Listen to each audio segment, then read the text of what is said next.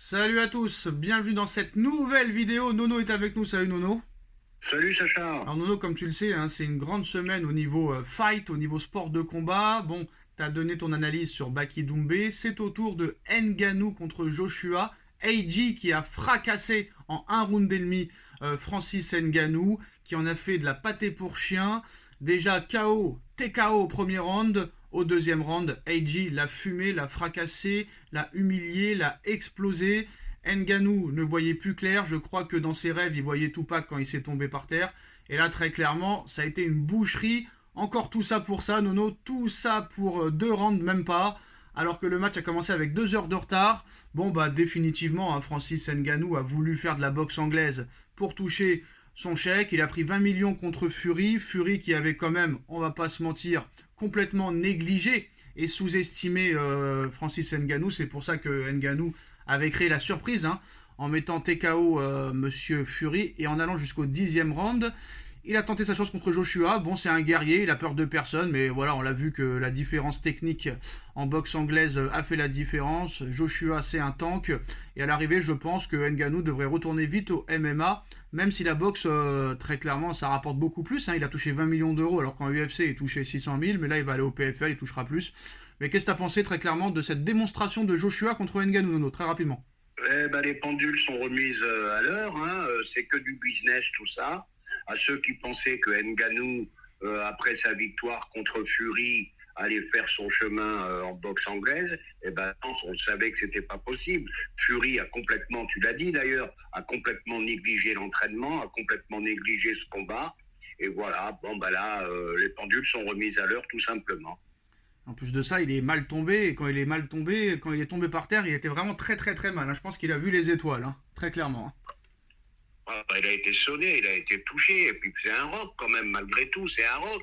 Mais comme dirait l'autre, chacun son sport. T'es un spécialiste de MMA et après ce n'est que du business, malheureusement. Comme Mais oui, c'est du d'habitude. business. Tu vois Mike Tyson qui va remonter sur le ring cet été, Nono. C'est que du business tout ça. Maintenant, comme je te l'ai dit, hein, le patron du monde, c'est le fric, ça l'a toujours été. Mais il y en a qui veulent dire que c'est pas ça. Bref, on va parler de football, Nono. Hein. Hier, on a parlé d'un intérêt du Paris Saint-Germain pour Vinicius Junior. Le Paris Saint-Germain est déjà au travail pour remplacer Kylian Mbappé. Demain, PSG Reims, 13h. D'ailleurs, Luis Enrique, en conférence de presse, a évoqué la possibilité de voir une nouvelle fois Kylian Mbappé sur le banc. Il est possible, Nono, encore une fois, demain, de voir Mbappé sur le banc, vu que maintenant, Enrique prépare la saison prochaine et préserve Mbappé sûrement aussi pour les gros matchs. Est-ce qu'il est possible de voir Enrique mettre Mbappé sur le banc demain? Et est-ce que ce serait normal de voir Mbappé sur le banc demain? Ou est-ce que ça fera une nouvelle polémique encore une fois? Eh ben, je pense, moi, malgré tout, que ça sera une nouvelle polémique en vue. Finissons bien la saison, pourquoi en rajouter? Et puis, je vais te dire, contre Reims, qui est une très très bonne équipe, il te faut Mbappé. Voilà. Oui, mais t'as quand même plus de 10 points d'avance en Ligue 1. T'as un quart de finale qui va être compliqué quoi qu'il arrive en Ligue des Champions. Et vu qu'il prépare déjà la saison prochaine, il l'a fait contre Monaco qui était troisième de Ligue 1 ou quatrième. Pourquoi il ne le ferait pas contre Reims? Moi je pense que ce serait tout à fait cohérent qu'il le mette sur le banc, Nono, s'il veut préparer la saison prochaine. Bah, tout à fait, mais de toute façon, je vais te dire, il va le gérer comme ça jusqu'à la fin de saison. Un coup tu joues, un coup tu joues pas, un coup tu sors à la 60e, ça va être comme ça jusqu'à la fin de Non mais saison. Et puis, tu dis finissons bien la fin de saison, ça veut dire quoi? Parce que là on dirait que t'es d'accord pour qu'il le mette sur le banc, mais tu dis quand même... tu sais que le Mbappé, faut pas trop le froisser. Est-ce qu'il va Bah, supporter d'être plusieurs fois sur le banc? bah Ça, Nono, j'en sais rien. Nono ça a marché, hein, il l'a mis sur le banc, doublé contre la Real Sociedad, hein, quand même, hein. Ouais, mais est-ce que ça marchera à tous les coups? Ça, on ne sait Moi, pas. je pense que ça marchera, hein, parce qu'on sait qu'Mbappé, lui, il veut tout gagner. Donc, on l'a vu hier avec ses propos en plus de ça. Hein, vu qu'il veut tout gagner cette année, je pense qu'il fera pas Bon, d'histoire. maintenant en y réfléchissant bien, vu l'avance, comme tu as dit, qu'on a en championnat, vu qu'il n'y a aucune pression, donc ils peuvent quand même jouer libérés, les mecs. Bon, puis tu as l'effectif quand même pour battre Reims, malgré ce que j'ai dit avant, que Reims était une bonne équipe. Donc, oui, pourquoi pas, pourquoi pas. Alors, Nono, c'est l'information principale de ce samedi 9 mars. C'est une information Marca qui nous explique que le Paris Saint-Germain est prêt à débourser 200 millions d'euros pour Lamine Yamal, buteur hier avec le FC Barcelone. On connaît les finances catastrophiques du FC Barcelone. Il paraît que Jorge Mendes, qui est apparemment l'agent de Lamine Yamal, se serait rendu à Barcelone cette semaine pour déjà commencer à parler. On connaît les comptes économiques du Barça qui sont assez catastrophiques. D'ailleurs, la seule piste sérieuse pour cet été du côté du Barça, on l'a appris hier, c'est Choupo-Moting, ancien parisien. Donc c'est l'information de ce samedi, Nono. Alors Lamine Yamal, cette saison avec le Barça, c'est 37 matchs à 16 ans. C'est quand même assez incroyable. 37 matchs, 6 buts, 7 passes décisives. Il n'a que 16 ans. C'est lui qui a porté le Barça hier contre Majorque. Le Barça pouvait jouer toute la nuit. Je pense qu'il n'aurait pas gagné. En tout cas, Nono, c'est l'information. Le PSG offre 200 millions d'euros au Barça pour Lamine Yamal et en ferait sa priorité pour remplacer Kylian Mbappé. Est-ce que premièrement, tu y crois? Et est-ce que deuxièmement, ce serait la recrue idéale pour remplacer Mbappé vu que tu joues sur l'avenir, là, vu qu'il a 16 ans? Eh ben, très gros pari sur l'avenir. Bon, alors est-ce que j'y crois? Oui, parce que le PSG, comme je l'ai dit souvent, est capable de tout. Ils peuvent mettre 200 dessus. En plus, il est très très jeune. Le faire signer un long contrat.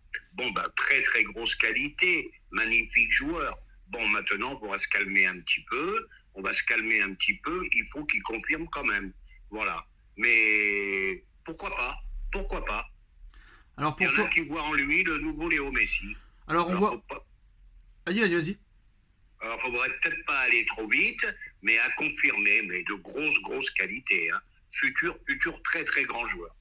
Alors on regarde un petit peu la shortlist pour remplacer Mbappé. On a Raphaël Leao, on a Victor Osimhen, on a Erling Haaland, même si personne n'en parle. D'ailleurs, ça, je trouve ça bizarre parce que même les sites qui veulent faire du buzz d'habitude ne parlent même pas d'Haaland au PSG. Et maintenant, on a Lamine Yamal. Est-ce que un des quatre serait mieux qu'un autre? Ou est-ce qu'il y en a un autre qui n'est pas cité dans la shortlist qui serait mieux que ces joueurs cités? Voilà, ceux que tu as cités, c'est des joueurs très très importants.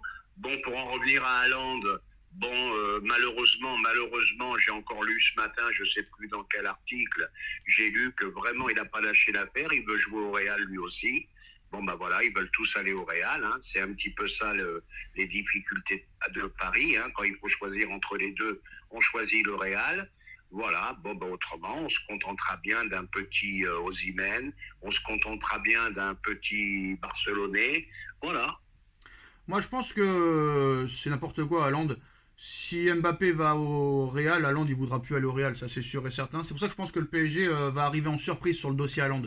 Moi, je pense que c'est Haaland qui va être la priorité du PSG. Après, maintenant, à savoir si Haaland voudra venir au PSG. Mais je pense que c'est Haaland la priorité. Vu qu'Harry Kane, maintenant, il est au Bayern, il est bien installé. Vu que le PSG compte sur Dembélé et Barcola, qui sont des joueurs de côté, le Paris Saint-Germain va chercher un vrai neuf. Et je pense que Ramos ou Kolo Muani, il y en a un des deux qui va partir, Nono. Peut-être même les deux, va savoir. En Arabie Saoudite ou je ne sais pas où. Moi, je pense que le favori, c'est Haaland, mais 200 millions d'euros sur Lamine Yamal, ils sont capables, ils nous ont montré qu'ils étaient capables de tout. Mais est-ce que ce serait un bon choix réellement?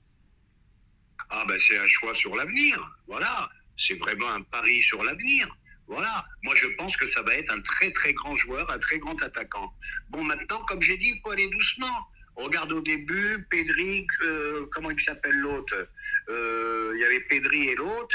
Regarde, on n'en entend plus parler. Ils ont trop joué, trop jeunes, blessure sur blessure. Faut faire attention, faut pas aller trop vite.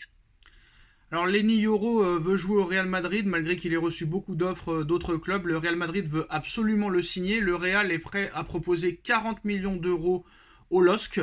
Lille ne veut pas le vendre au Paris Saint-Germain. Voilà le soutien entre les clubs français. Sachant que le Real veut mettre 40 millions sur Lenny Yoro, est-ce que ça veut dire que Paris doit se battre quand même sur ce joueur ou vraiment laisser tomber vu qu'il veut aller au Real? S'il veut aller au Real, faut le laisser aller au Real. Faut faire venir à Paris maintenant que des joueurs qui ont envie de venir. Voilà. Donc c'est-à-dire là que si on voit un petit peu la shortlist du FC Barcelone, on est sur du Mbappé, Haaland, Lenny Yoro et Alphonso Davies. Ça fait mal aux fesses, Nono, non? Là, tu viens de dire la shortlist de Barcelone. Tu t'es pas trompé? Non, je viens de te dire la shortlist du Real. Ah oui. Pardon, j'ai mal compris. Mbappé va aller au Barça, Haaland va aller au Barça? Non, j'ai cru que ta langue avait fourché, tout simplement. Non, j'ai bien dit le Real, et puis quand tu vois la shortlist, ça fait peur, là. Ah, bah, tu vois, la shortlist, bah, c'est injouable, hein. C'est les Galactiques, hein. Bon, mais attention, les Galactiques, rappelons-nous, il y a quelques années en arrière, Ouais, les Galactiques, c'était pas si facile que ça pour eux. ouais. Donc, attention, qu'ils sont partis, là, j'ai l'impression qu'ils partent sur une option que les meilleurs joueurs à tous les postes, partout. Compliqué, Non, compliqué. mais Pérez, c'est un phénomène. Il vient de fêter ses 77 ans. Il a dit au Bayern, nous, pour Alphonso Davies, on mettra pas plus de 50. Et comme il sait que le Bayern, il n'arrivera pas à le prolonger et qu'ils sont à un an de la fin du contrat, et ben ils savent que très clairement, le Bayern va céder, comme avec Hernandez au Paris Saint-Germain ou avec d'autres joueurs. Parce qu'à l'arrivée, Hernandez, c'était 80 millions au début. Hein, et sachant qu'il avait un an de contrat, Paris l'a payé à peine 40. Bah là, ce sera pareil pour Alphonso Davies.